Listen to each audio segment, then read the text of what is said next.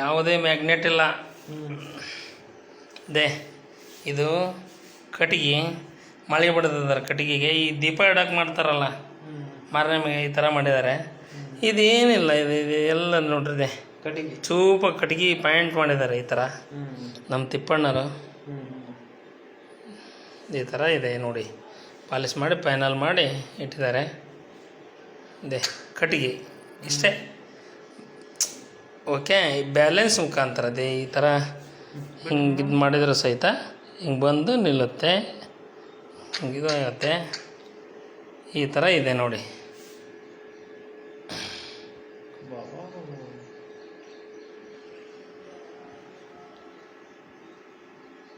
ಹೀಗಿದೆ ನಮ್ಮ ತಿಪ್ಪಣ್ಣರು, ಒಂಬರಡಿ ತಿಪ್ಪಣ್ಣ ಅಂತ ಇದೆ.